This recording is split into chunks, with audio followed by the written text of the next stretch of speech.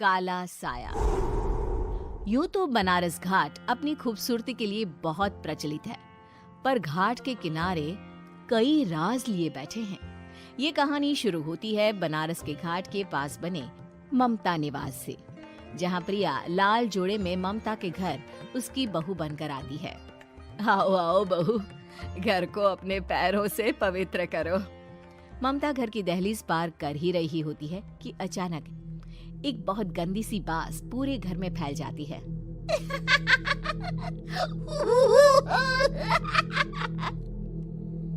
ये बदबू और ये आवाजें, ये कौन हंस रहा है माँ? अब ये पड़ोसी ना हमारे थोड़े अलग से है। कहाँ हम शाकाहारी और ये मांस मच्छी खाने वाले। छोड़, तू ध्यान मत दे और गृह प्रवेश कर।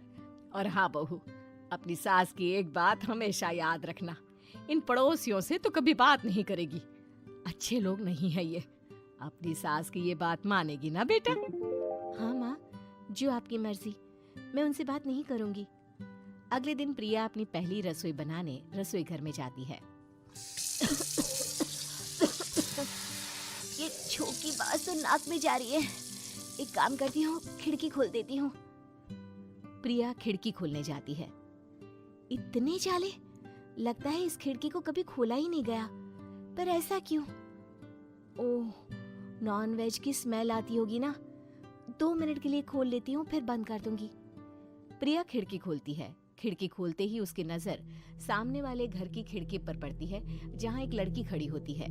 हाथों में मेहंदी, लाल रंग की साड़ी, बिल्कुल सजी धजी, मानो प्रिया की तरह ही वो भी नई नवेली बहू हो।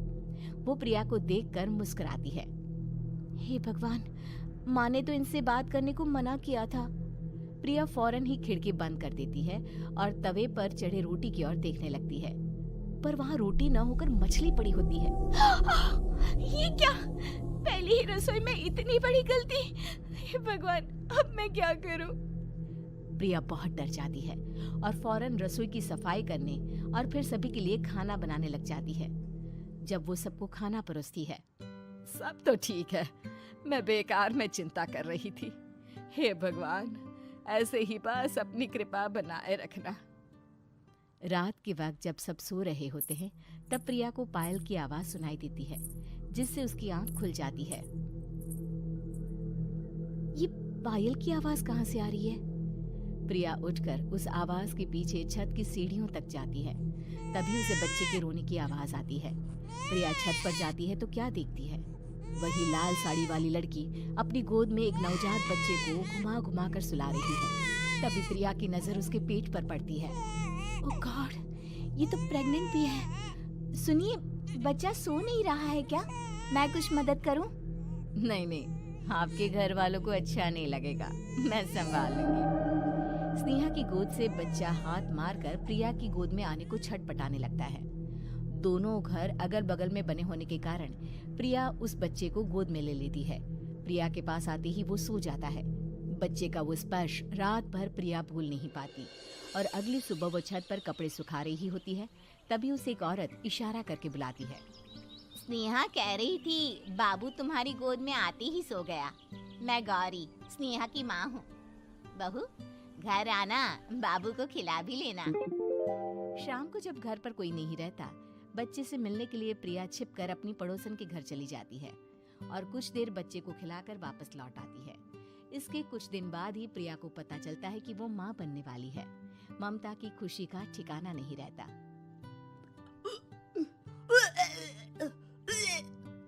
माँ जी, पता नहीं क्यों उल्टी आ रही है। प्रिया भागती हुई वॉशरूम में जाती है तो हरे और लाल रंग की उल्टी करती है। उस उल्टी में से कीड़े निकलते हैं। ये क्या? खून और ये कीड़े! माँ! माँ! प्रिया की आवाज सुनकर ममता दौड़ कर आती है, पर बेसिन में कुछ नहीं होता।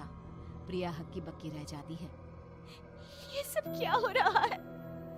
प्रिया घबरा जाती है और अपने कमरे में जाकर सो जाती है।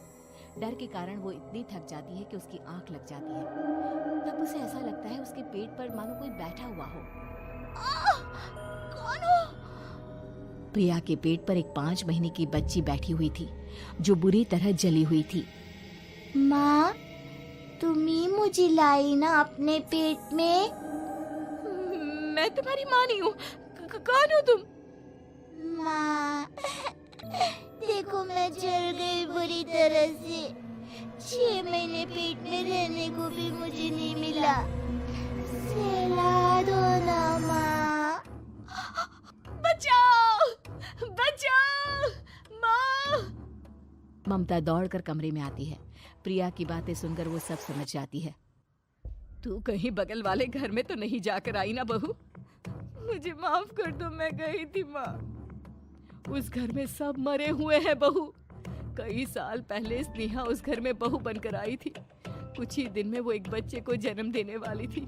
पूरा घर बच्चे के आने की खुशी में खोया था कि एक दिन अचानक उस घर में आग लग गई। सब बुरी तरह जलकर मर गए। गौरी आज भी दादी बनने का इंतजार कर रही है और इसीलिए स्नेहा ने अपना अजन्मा बच्चा तुम्हारी कोख में डाल दिया।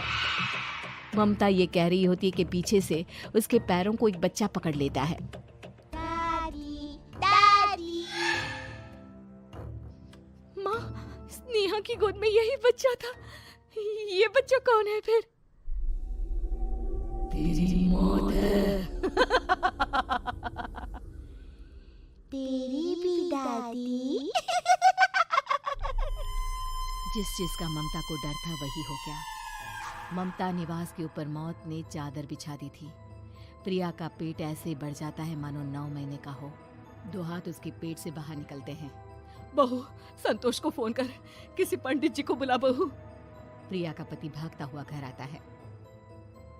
ये तो होना ही था माँ। तेरा पाप तेरे सामने आ गया तो तू सह नहीं पा रही है।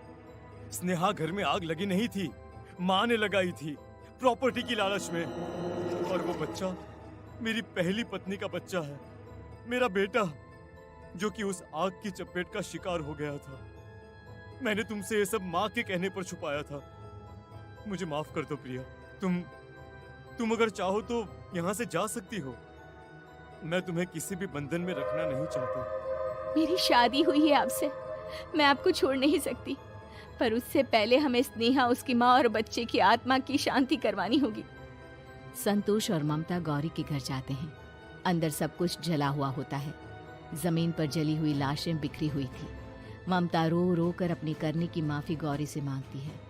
प्रिया स्नेहा के घर वालों का अंतिम संस्कार करवा देती है और ममता निवास फिर से आत्माओं के साए से मुक्त हो जाता है।